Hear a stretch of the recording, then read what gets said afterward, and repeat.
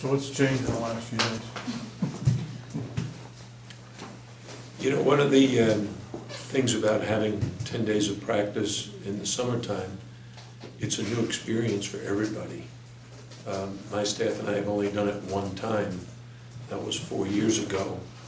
And in that particular case, we had a lot of guys coming back. In this case, everything is brand new to the guys. So we're going to approach this, the trip, as a learning experience for all of us, try to gather enough information that we can plan better for this upcoming season when official practice begins. And that won't be until kind of the end of September. Is it hard not to try to cram so much in, like you feel like, well, we've got this 10-day window now, but it is earlier than most of them are used to, and earlier, do you find that that's kind of hard to decide what you can do and what you can't do in these 10 days? We had to put in enough that we could play a game. Mm-hmm. But we didn't want to put in so much that it would just confuse everybody. But we put in a lot. But like, we didn't put in a press attack. We haven't put in an out of bounds play yet. But we put in our man-to-man defense. We put in our scramble defense, and we put in one of our zones. So that takes a lot of work, and especially the man-to-man defense, because it's a lot of times different from what they've played before, and to get everybody on the same page.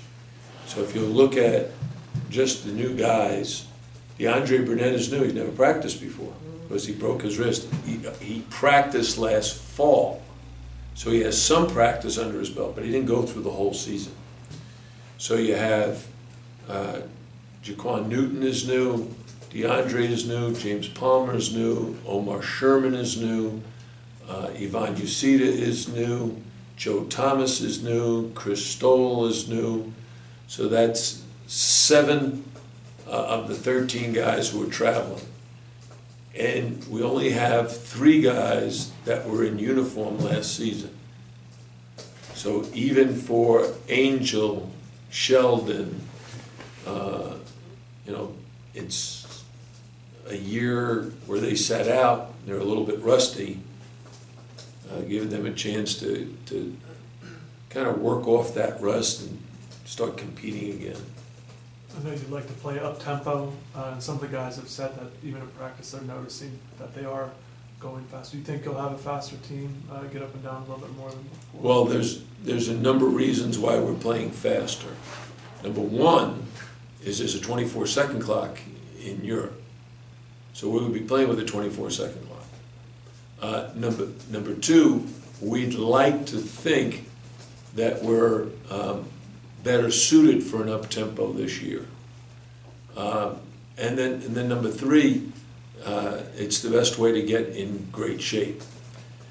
But as I've explained to several of my friends who I've talked to about our team, when they asked me, I said, well, 2 years ago, we had the capability of playing fast, but also the capability of being very effective in a slow game. We didn't have the ability to dictate tempo. So that when we played Carolina and Duke, who run, scored 90. We played Virginia and Clemson, scored 40 or 50. So what that says is when you have a team, your style is impacted by the opponent's style as well. Some of my teams in the past have had the ability, didn't matter what the other team's style was, they were going to be forced to play our style because we were pressing and running and scrambling and trapping, and shots would come in quickly, and the game just got up into the 80s and 90s.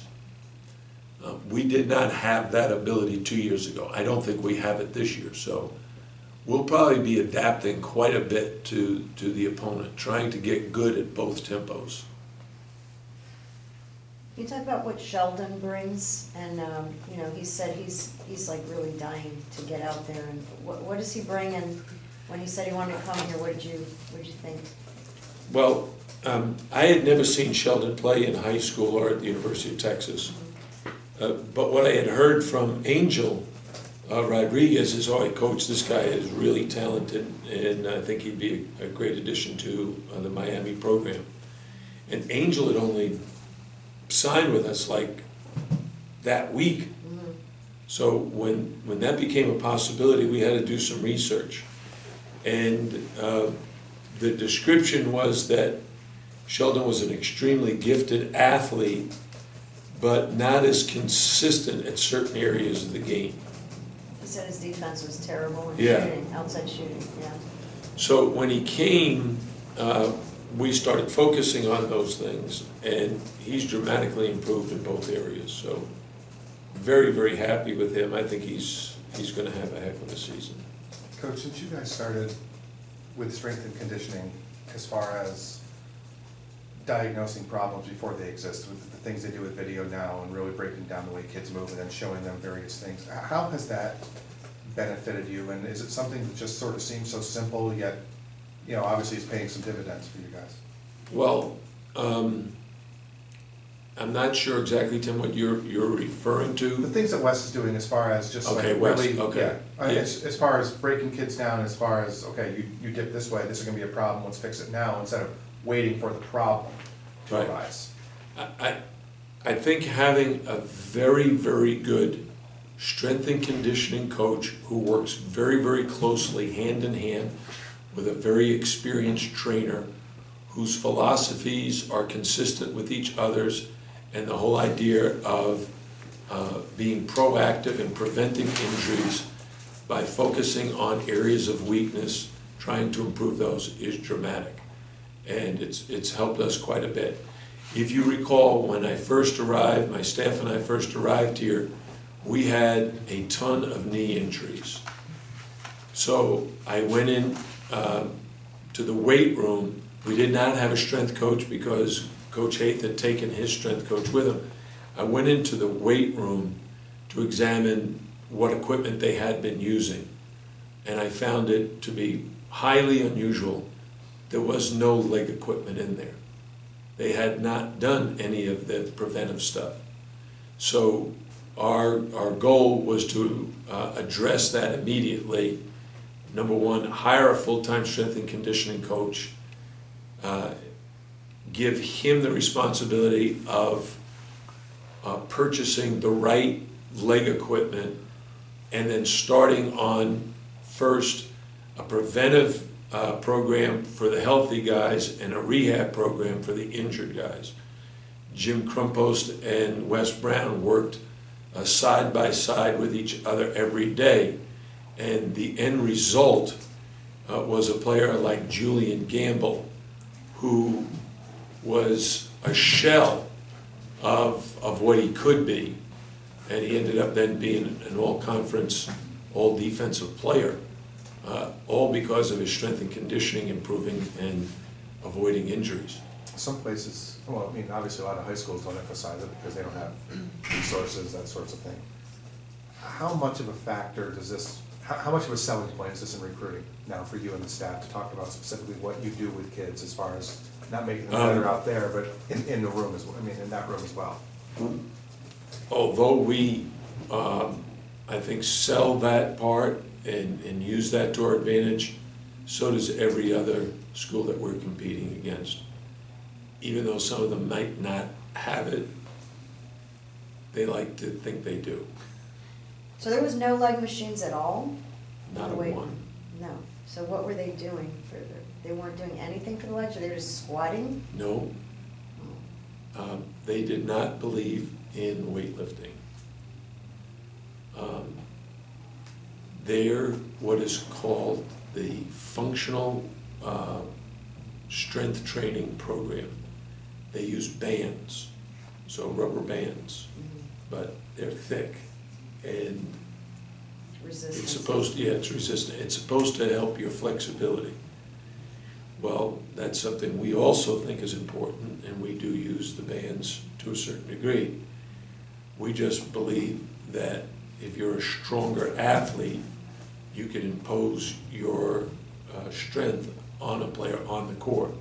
So if two people are fighting for the same position in the low post, and one guy can bench 370 pounds, like Joe Thomas can, and someone can bench 200 pounds, like some of our opponents, and they're fighting for low post, and Joe's pushing on a guy who weighs 225, he can push him right out of bounds. Because there's no way that guy can hold against that kind of physical pressure.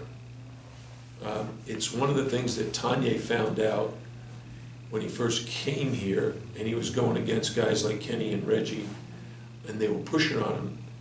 He'd post up at the block and end up at the three-point circle. That was in October. By February, he'd post up on the block and caught it at the block. And he was so happy one day in practice. I said, hey, great job. He says, yeah, they can't push me anymore.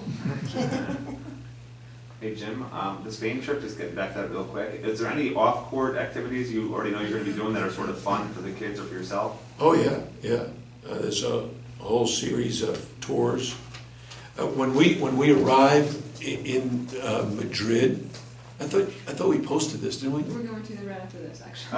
I'll look at it, but just talk about it overall after I get Well, what you think of, what you think of the itinerary. The company that we hired is called Basketball Travelers International, and they do a ton of these, and they do them for a lot of different colleges around the country. And what we ask them to do is get us 4 games during the 10-day period, and then set up tours so that on the days we're not playing, we have something to do that's enjoyable. And so the first day we get there is a Wednesday. We leave tomorrow, arrive actually Wednesday morning at 9 o'clock. We'll go on a tour that day, and we have an alumni event in Madrid. So I don't know how many people will be there, but it should be fun. And then on Thursday, we're going to Toledo, which is like the oldest city in Spain. And then on Friday, we play. And then on Saturday, we bus to Valencia. And on Sunday, I think we do a tour of Valencia and then play that night. And on Monday, we bus to Barcelona. And then we're going to do a tour. I've asked them to be sure that we get a chance to see the Gaudi buildings. Have you ever seen them? Yeah, I've been here. You've been there? Have you seen The them? Sagrada Familia, yeah. Unbelievable. So I'm hoping my players will enjoy that, and that'll be fun to do. And then we play Wednesday night, Thursday night, and come home Friday. You don't need to send that out anymore. You don't need it anymore. I got it all. Is most of the stuff you've installed at this point offensively? Is it mostly dummy stuff? I mean, will any of it carry over for when you get home, or is it just stuff to get you through the next week? Oh no, it's everything in building for the season. Okay. One of the things that we did yesterday is I handed out all the offenses we've put in and the hand signals we use during the season, because once we get home we start playing ACC games, you can't hear anything. So they have to get used to using the hand signals, and they have to be able to interpret the hand signal very quickly that this is what we're running. So if I do like this over in Spain, I want them to know what that means without me barking it out. If I do like this, they need to know what that is. So a lot of different hand signals and communications that are nonverbal. Can you talk about Angel, a lot of times when a guy transfers to go back home to where they went to high school, there's concerns, and he said that people thought with him coming to Miami, he's just gonna wanna hang out with his high school buddies and go out, and can you talk about how he's been able to, he said he's found the perfect balance of outside life and basketball, and that's why he's so happy here.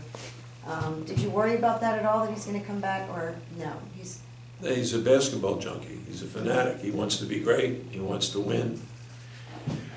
But at the same time, he has tremendous support, which is very, very nice. It's one of the reasons we like to recruit local products, is because there's a lot of support for them. 2 days ago, what's today, Tuesday? No, Monday. So it was Saturday, at practice was his high school coach, his high school coach's son who's also a coach, his best friend from Puerto Rico, his girlfriend, and I think 2 other guys that are friends of his. So he had a half a dozen people just watching him practice. Now, I don't know what they did afterwards, but that wasn't a distraction to him. No, he said it motivates him It does. because he wants to show them what he can do and. Yeah. But I think it's important for players to have support from somewhere. You know, I want my staff, we want the assistant coaches really doing that, making the players aware of how much we care about them on and off the court. But it's nice if every once in a while, your parents are there, girlfriend is there. You know, most coaches that close the practices, they think they're being secretive and hiding stuff. And you can watch a game tape and not many surprises. How much do you expect from him this year? I mean, he's gonna have to step in and he's expecting. Well, the first thing is we have a high expectation for any point guard because they have the most responsibility. They're the catalyst for both offense and defense. They start by guarding the man who has the ball.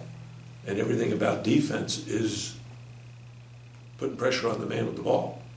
So if your point guard can't do a great job of that, the other team can function pretty effectively. However, if your point guard is really good at disrupting the opponent, a la Shane Larkin, steals and, you know, breaking the other team's point guard down, that's what you would like. An Angel can do all those things. He's a heck of a defender and he's really good at breaking defenses down. How's he different or similar to Shane, their styles? I'd say the first thing is their personality is entirely different. Shane was a very quiet leader. He was more someone who could talk to you individually, whereas Angel is much more of a floor general, where he's barking out directions and getting on guys to be sure they're doing their job. Both are very effective as long as you understand that you can't ask a Shane Larkin to be a vocal leader because it's not in his personality, and you can't ask an Angel Rodriguez to keep his mouth shut. It's way off topic, but Shane and the triangle. How steep will the learning curve be, you think? You know, considering this is for public knowledge, I will reserve my opinion until I see it. I went out to Vegas and watched them practice, though, and I thought he did a good job. The Knicks were playing in the Vegas Summer League. He did a nice job during the Summer League. They ran it, and I thought he was their best player. Yeah. Well, I thought Tim Hardaway Jr. was their best player. He took a lot of shots. He scored a lot, and offense is a big part of the game. But I think in Shane's case, we had a strong philosophical discussion just before he turned pro about if you stay or if you go, there's 3 things you have to be able to do. Whether you're here at Miami or you're in the NBA, you have to be able to do these 3 things. And I made a point of number 1, you've got to learn to run to daylight once you catch an outlet pass. Meaning you're a one-man fast break. Very, very hard to guard in the open court because, again, in the NBA, you're playing with a 24-second clock. You have a player with his dynamic speed. You want to take advantage of that.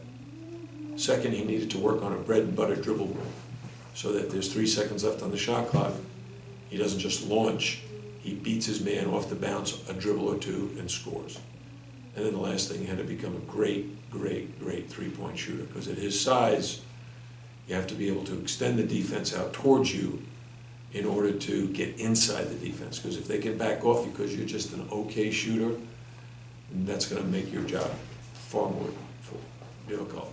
I would add to that now, having watched him play and knowing that what he went through as a rookie, if you're going to be a backup point guard, your role changes dramatically from a starting point guard.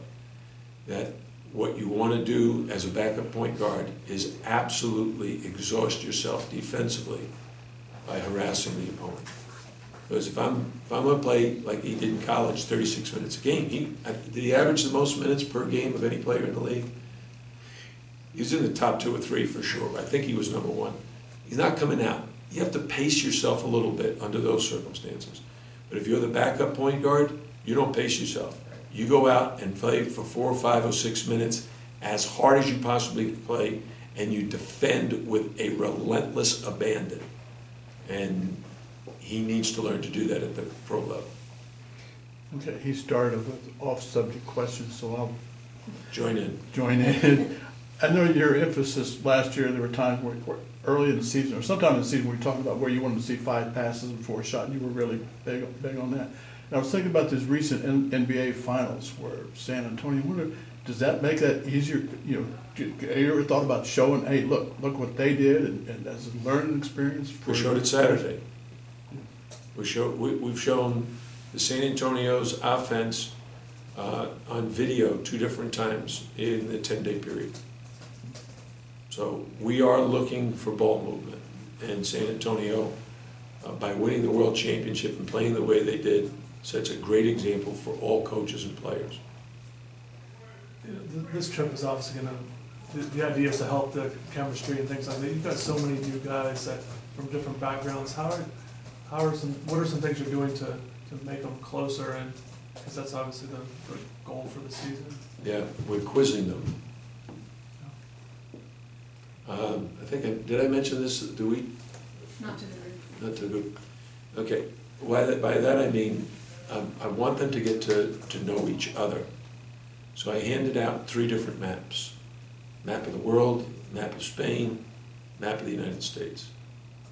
And I started with Tanya.